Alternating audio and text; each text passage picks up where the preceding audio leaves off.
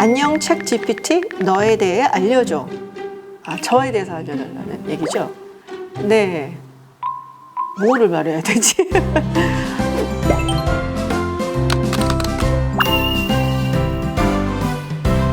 저는 정치학자고요. 정치학을 공부했고, 그리고 국제정치, 미국 정치, 사회, 경제 이슈 다 통틀어서 5만 가지에 관심이 많은 사람입니다. 넌 어떤 특성을 가진 챗 GPT야? 먼저 저는 소설 같은 것보다는 조금 인문, 사회, 정치, 경제, 평전 이런 쪽의 책을 좀 더 좋아하는, 그러니까 약간 논리적이고 이성적으로 풀어나간 그런 책들을 좀 좋아하는 편입니다. 네, 제가 오늘 추천하려는 책은 보이지 않는 질병의 왕국이라는 책인데요. 메간 오로크라는 저널리스트이고 시인이고 이 작가인 여성이 본인의 이제 투병을 그린 그런 책입니다. 제목에서 보시다시피 이 질병을 겪고 있는 사람이 쓴 글이거든요. 저는 사실은 그 주변에 있는 사람들 읽으면 훨씬 더 좋겠다는 생각을 했어요. 책에서 말하는 보이지 않는 질병은 뭘 말하는 거야? 이 책에서 말하는 질병은 조금 좁게 보면은 자가 면역 질환이라고 볼 수 있고요. 아직까지 현대의학이 밝혀내지 못한 혹은 잘 모르는 그 미지의 세계에 있는 모든 질병을 이야기한다라고도 볼 수 있고요. 이 항체가 우리 몸을 지키지 않고 어떤 경우는 우리 몸을 공격하는 때가 있어요. 근데 이런 경우를 자가면역 질환이다라고 얘기를 합니다. 이 자가면역 질환에는 굉장히 많은 종류가 있는데 잘 알려진 거로는 루푸스라든지 류마티스 관절염 이런 것도 자가면역 질환에 들어가거든요. 일단 이게 어떤 질병인지를 판단하기가 굉장히 힘들고 원인을 잘 몰라요, 사실. 그래서 지금까지도 그 원인이 뭔지를 잘 몰라서 환자들이 몸이 너무너무 아픈데 왜 아픈지 모르고 그래서 이제 고생을 하는 이제 그런 경우가 많죠. 항체라는 것이 있으면은 이제 나쁜 병균으로부터 우리를 보호해준다라고 그 선함만 믿고 살아왔는데 1950년대 중반부터 아니다, 이 항체가 어떤 때는 우리 몸을 공격하는 일도 한다라는 걸 알아낸 거예요. 암이라든지 심장질환이라든지 이렇게 병명이 딱 밝혀져 있는 그런 병들에 비해서 발견하는 것도 조금 늦었고 이거에 대해서 연구를 하는 것도 조금 늦었고, 근데 지금 와서는 굉장히 많은 사람들이 이걸 이제 자각을 하면서 이 자가면역 질환에 대한 연구를 많이 하고 있죠. 근데 조금 늦어졌기 때문에 그 와중에 고통을 받은 사람들이 많을 수밖에 없죠. 근데 소위 우리가 투병기라고 하면은 굉장히 감성적인 경우가 많아요. 이 책은 이제 그런 거 없습니다. 얼마나 본인이 괴로웠는지를 계속 얘기를 해요. 그런데 이제 그런 얘기만 하는 게 아니라, 만약에 그런 얘기만 했으면 제가 재미없어서 집어 던졌겠죠. 이 사람은 끊임없이 자기 병에 대해서 연구를 해요. 이 자가면역 질환이라는 것이 원인이 무엇인지를 아직도 잘 밝혀지지 않았기 때문에 본인이 나서서 도서관에 가서 책을 찾아보고 논문을 찾아보고 학회를 찾아가고 단순히 나는 나을 수 있어 용기를 내세요라는 그 말보다 이 사람이 보여주는 행동이 오히려 더 많은 그 투병을 하고 있는 사람들한테 용기를 줄 수 있다라는 생각이 들었고요. 그리고 두 번째로는 이제 우리가 현대의학에 대해서 가지고 있는 굉장히 무한한 신뢰가 있잖아요. 그러니까 19세기 때만 하더라도 우리가 왜 사람들이 이렇게 빨리 죽고 그리고 병에 걸리고 이런 걸 잘 몰랐거든요. 근데 이거는 이제 획기적으로 바꾸기 시작을 한 것이 소독이라는 것이 이제 등장을 하면서예요. 특히 이제 아이를 받는 산부인과 의사 같은 경우 그 전에 아이 받고 손을 제대로 안 씻고 그리고 다음 아이 받고 이러면서 병을 옮기는 경우도 굉장히 많았거든요. 그런데 이제 19세기 중반부터는 손을 씻어야 되는구나, 이런 이제 기초적인 거를 알게 되면서 그때부터 의학이 막 발전을 해요.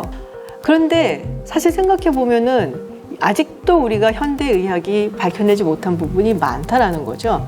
그래서 지금까지도 많은 질병들은 어떻게 보면 미지의 세계에 있는 것이고, 아니면 현대의학이 밝혀내지 못한 부분들이 있다라는 조금은 겸허한 자세로 이 질병들을 바라보는 게 좋지 않겠냐라는 얘기를 하고 있어요. 그래서 그런 면에서 의학과 관련된 이야기 혹은 질병과 관련된 이야기 중에서 가장 회의적이지만 어쩌면 지금 가장 우리한테 필요한 태도일지도 모르겠다라는 생각이 들었습니다. 말이 길어졌네.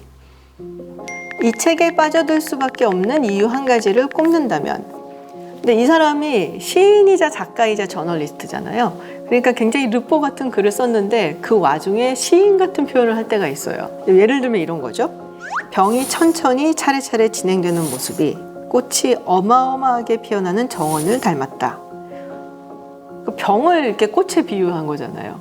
반어적인 의유법인데 꽃이란 것은 우리한테 기쁨을 주고 아름답구나 라는 생각을 하게 하고 우리는 정말 거기서 행복감을 느낄 수밖에 없는데 병의 꽃처럼 뭐 정원을 뒤덮는 것처럼 이렇게 하니까 뭔가 더 비극적인 느낌이 확 들더라고요. 뭐 이런 부분. 저는 이 심리적인 고통에 대한 이야기를 하는 부분이 더 뭐랄까요?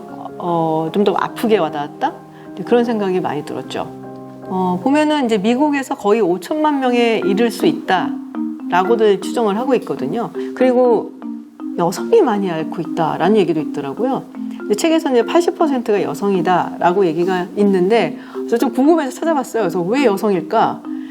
이제 책에서 얘기하는 부분은 이제 여성이 생에 있어서 많은 호르몬 변화가 있죠. 뭐 생리를 시작한다든지, 아이를 출산을 한다든지, 그리고 이제 폐경도 있고, 그러니까 뭐 그런 이유로 인해서 자가면역 질환이 생긴다라는 얘기도 있고, 또 여성 호르몬이 좀 면역성이 더 강하다라는 얘기가 있더라고요. 그래서 여자가 또 오래 사나 남자보다. 근데 또 한 가지 흥미로운 거는 선진국일수록 더 많이 나타난다라는 얘기가 있어요. 스트레스가 많기 때문에 이 선진 사회가 뭐 경쟁하고 뭐 여러 가지 복잡하니까, 그래서 약간 면역 체계가 이 스트레스로 인해서 바뀔 수 있다, 혹은 변형이 될 수 있다, 이런 얘기가 있더라고요. 근데 원인은 모르죠, 사실은. 그래서 그런 부분들, 자가 면역 질환이 무엇인가부터 시작을 해서 혼자서 조금 연구를 하게 되더라고요. 여러분들이 이 책을 보시면 놀라실 거예요. 그럼 개인이 이렇게 논문을 찾고 책을 읽고 의사를 만나고 정말 전문적인 연구를 많이 합니다. 자기를 소중하게 여기지 않으면은 이런 류의 열정을 아픈 와중에 내서 공부를 하고 연구를 하고 의사를 찾아가고 할 수가 없어요. 그래서 그런 삶에 대한 태도, 그러니까 나 자신을 믿고 그리고 나를 굉장히 소중히 여기는 이런 태도에 대해서 많이 배울 게 있었다라고 말씀드릴 수 있습니다. 모든 사람들이 읽었으면 하는 이 책의 베스트 한 줄을 꼽는다면, 이게 뭔지 모르는 병에 걸려갖고 어마어마하게 아프다 하니까 사람들의 관심도도 떨어지고, 그리고 그것도 오래 지속이 되지 않는다라는 거죠. 이제 그 부분을 표현한 부분이 있어요. 통증은 언제나 당사자에게는 새로우나 주변 사람들에게는 참신함이 없다. 너무 냉정한 말인데 너무 맞는 말 같기도 해서 확 찌르더라고요. 사람이 극복할 수 있는 것도 있고 못하는 것도 있고, 또 극복을 할 수 있는 사람도 있고 못하는 사람도 있는 거거든요. 그리고 극복을 못하는 것이 정말로 너무 힘들고 아파서 극복을 못하는 경우도 있어요. 그러면은 최소한 이제 왜 극복하기가 힘든지를 먼저 이야기를 들어주는 것이 먼저가 아닐까라는 생각이 들었고, 최근 들어서 많이 얘기가 나오고 있는 우울증 같은 것도 뭐 치료라기보다 일단 그들의 얘기를 먼저 좀 들어주는 것이 더 기운을 줄 수 있고, 그 사람들이 조금이라도 한 발이라도 더 내디딜 수 있게끔 해주는 것이 아닐까라는 생각이 들어요. 한 줄이랬는데 너무 길었다.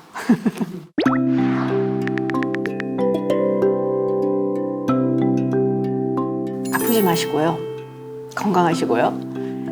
누군가 내 주변에서 아프다 하면 한 번쯤 관심을 기울여 주셨으면 라는 말씀을 드리고 싶습니다. 네, 오늘 책 GPT로 여러분과 함께해서 즐거웠습니다. 다음에 또 뵙겠습니다. 감사합니다.